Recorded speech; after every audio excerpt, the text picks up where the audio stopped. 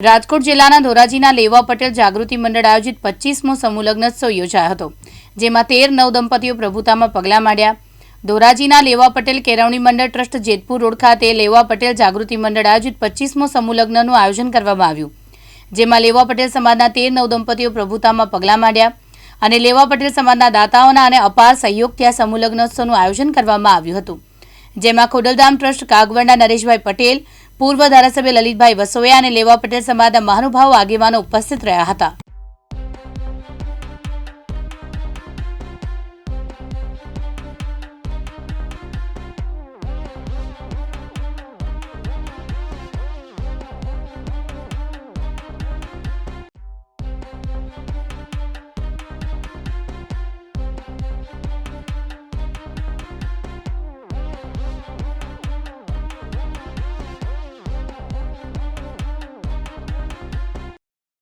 વિપુલ ધામેચા, દિવ્યાંગ ન્યૂઝ, ધોરાજી, રાજકોટ.